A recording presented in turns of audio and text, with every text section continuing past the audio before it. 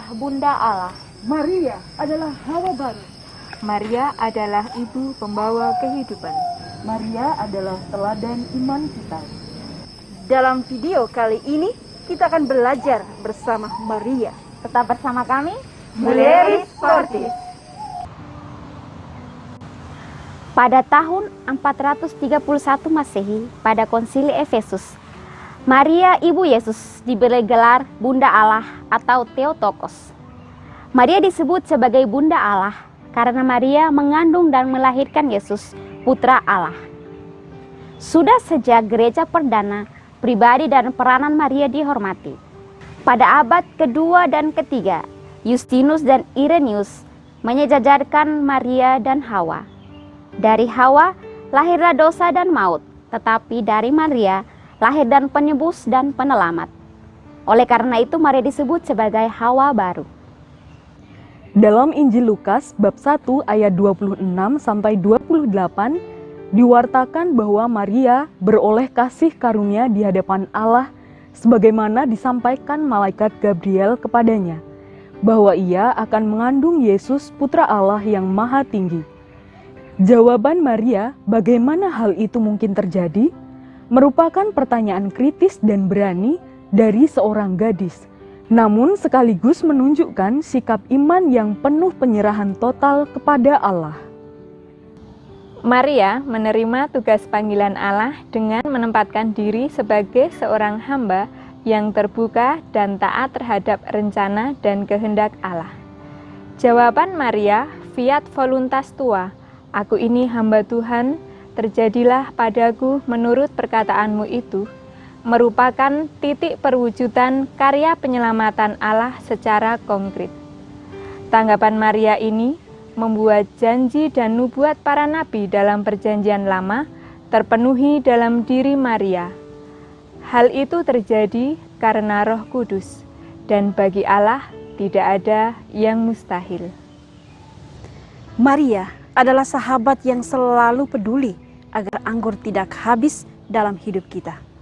Maria adalah perempuan yang tertusuk oleh pedang, sehingga ia memahami semua rasa sakit kita karena melahirkan keadilan.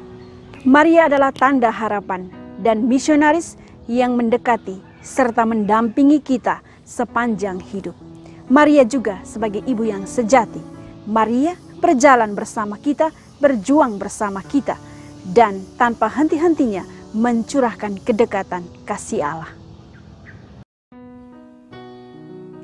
Devosi kepada Maria seringkali dikaitkan dengan tempat-tempat ziarah. Tempat ziarah menjadi saksi bagaimana Maria menyatukan anak-anaknya yang bersusah payah datang sebagai peziarah untuk menjumpainya dan dijumpai olehnya. Di sini mereka menemukan kekuatan dari Allah untuk menanggung kepenatan dan penderitaan dalam hidup mereka. Kebaktian kepada Santa Perawan Maria merupakan tanggapan antusias umat beriman terhadap panggilan dan perutusan Maria berkaitan dengan peranannya dalam misteri penebusan Kristus. Kebaktian kepada Maria merupakan sebuah penghormatan kepada pribadi Maria, sedangkan berbagai gambar, patung, tempat perziarahan, rosario merupakan sarana penghormatan yang sifatnya relatif dan sekunder. Penghormatan kepada Maria mengungkapkan tindakan kepercayaan, kasih, hormat, syukur, seruan, permohonan. Konsili Nisea kedua tahun 787 membedakan antara penghormatan dan penyembahan. Penyembahan dalam bahasa Yunani latria hanya ditujukan untuk dan kepada Allah saja, juga kepada Yesus Kristus Tuhan kita. Sedangkan penghormatan yang dalam bahasa Yunani proskinesis, dulia, ditujukan kepada orang-orang kudus. Dasar pandangan positif gereja terhadap penghormatan orang kudus adalah kepercayaan iman akan persekutuan orang kudus. Penghormatan kepada Maria bukanlah penyembahan kepada Maria, sebab penyembahan hanyalah untuk Allah dan Kristus. Pengakuan akan peranan Maria dalam sejarah keselamatan, penghormatan, dan devosi kepada Maria semakin nyata dan sungguh kuat di kalangan umat Katolik. Pengakuan iman ini dikukuhkan dalam dogma atau ajaran resmi tentang iman Gereja Katolik. Paus Pius ke-9 memaklumkan dogma iman Katolik tentang Maria yang dikandung tanpa noda pada tanggal 8 Desember 1854. Kemudian pada 1 November 1950, Paus Pius ke-12 memaklumkan dogma iman Katolik tentang Maria yang diangkat ke surga. Bapak-bapak gereja mempunyai andil cukup besar dalam memperjelas dan memperkaya semua unsur penting pengajaran tentang Maria.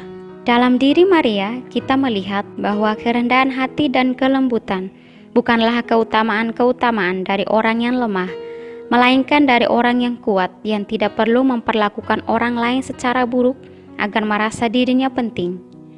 Dengan memandang Maria, kita menyadari bahwa dia yang memuliakan Allah karena tanggapan imannya. Maria menyimpan segala perkara di dalam hati dan merenungkannya.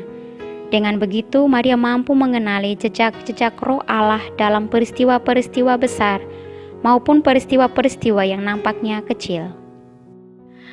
Rumusan doa Salam Maria penuh rahmat, Tuhan sertamu, terpujilah engkau di antara wanita, dan terpujilah buah tubuhmu Yesus, merupakan perpaduan dari salam yang disampaikan malaikat Gabriel kepada Maria.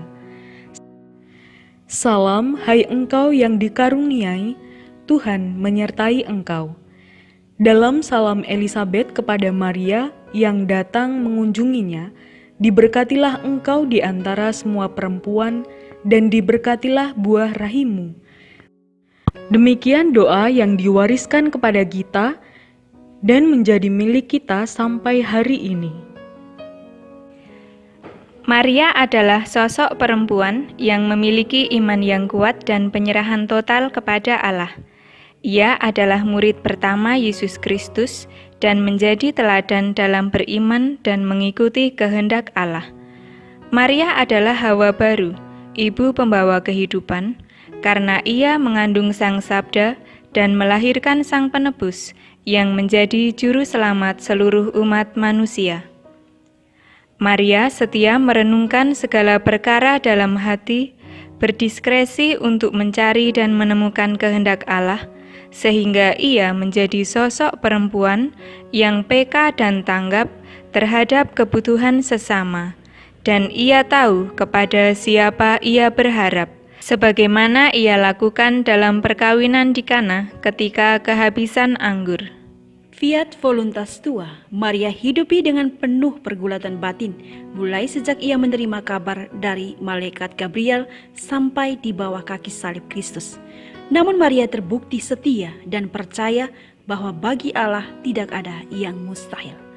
Oleh karena itu, Yesus memberikan Maria kepada gereja untuk mendampingi kita semua anak-anaknya dalam persiharan hidup yang tidak mudah ini.